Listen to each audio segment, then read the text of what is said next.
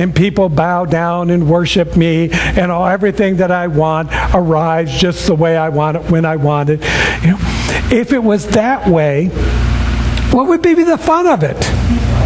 You know, we'd all be there, and there would just be no challenge, and there'd be no excitement, and there'd be no thrill, and there'd be no enthusiasm about wanting to take on life. So I think there's a purpose for us to move through this, and the way that I get to that is because I think it's about the evolution. That we will not evolve if we do not have the challenge that calls us, pushes us, nudges us, kicks us in the rear in order to move into a higher level of consciousness. So here's my observation. If you've been showing up for service, whether here or some other center or some other denomination or a temple or a synagogue or wherever it is, and you think that by the virtue of you showing up, that life is going to now happen at a higher level of consciousness, I don't think that works. I think, and this is just my opinion, because see, religious science, science of mind, is not really a religion. And I'm not sure that it's necessarily a science, although we kind of use the method, the scientific method, but it's not science in the way, particularly if you're talking to a scientist, they would not call this science. Okay? We are a philosophy. We have an opinion about everything. But our opinion matters to us. And we show up together in this kind of a situation of the center is because we're like-minded. Our opinions are somewhat similar, and there's as Robert was saying, there's a synchronicity that's happening here because we're all beginning to have the same idea.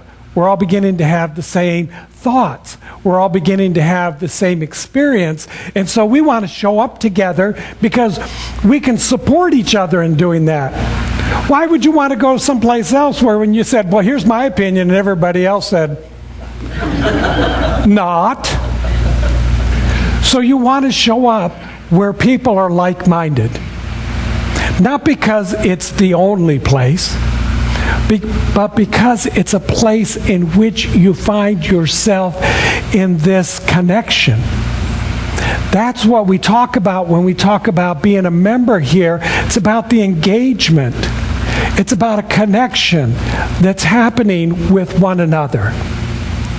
And so the more time we spend with each other, the more we begin to like each other. And that's a wonderful thing.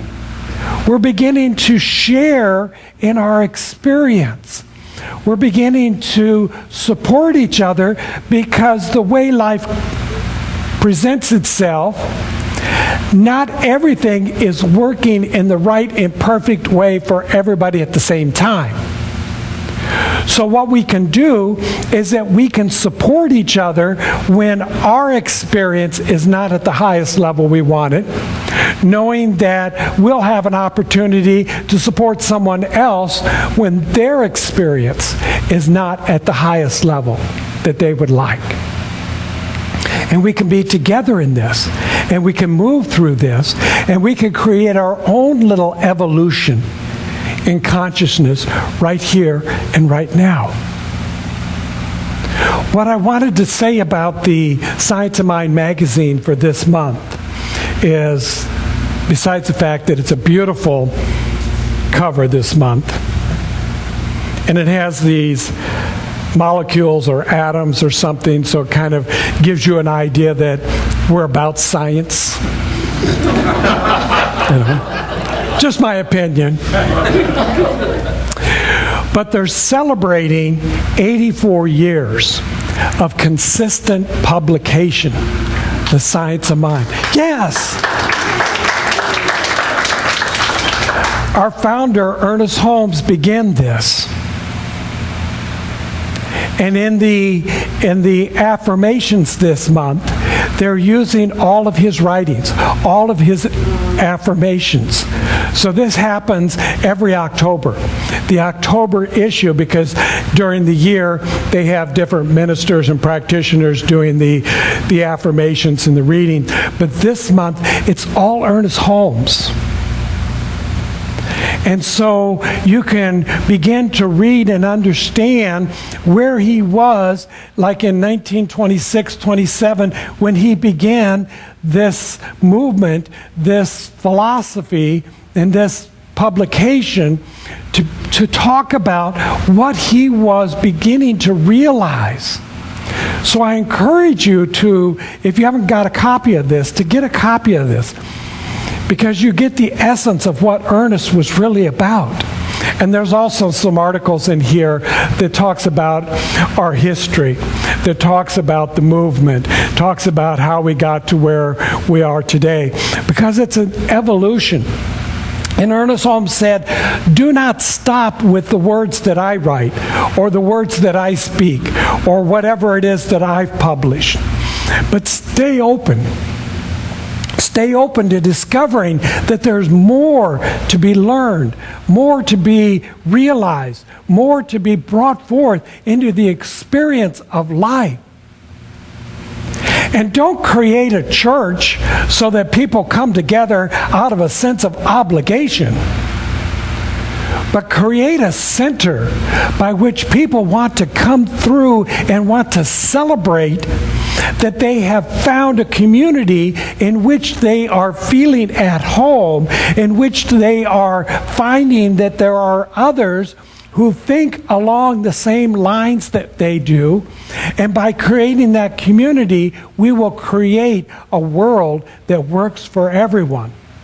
Our philosophy, as I said earlier in the welcoming, is that we believe that we can heal, we can change, we can improve upon the conditions of life. And I know that this is so because this is what I practice. This is what I live.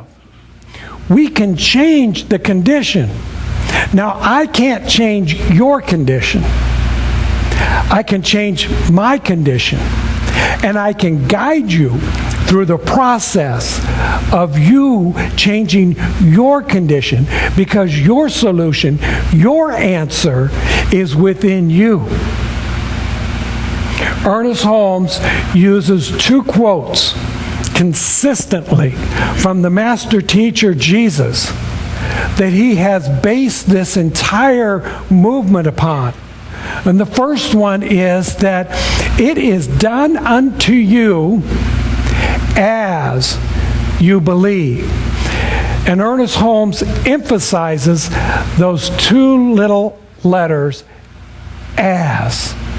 It is done unto you as you believe. So he encourages you. We encourage you. Our classes encourage you. Our movement encourages you. My message encourages you to move into that space to discover what is it that you believe. So here's where we get into this idea of that word called fear. Because some of us believe in fear.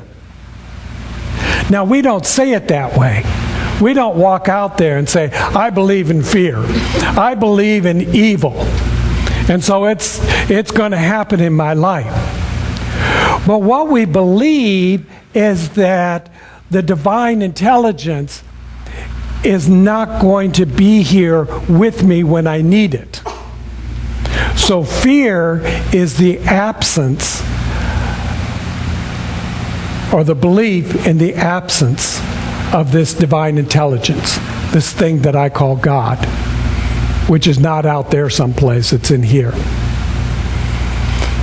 So if I'm walking around believing that somehow I don't have the presence of the divine within me, that's my fear. The fear that God has left me. The fear that God has abandoned me. The fear that everybody else got theirs, but there was nothing left for me. So that's where people start believing that,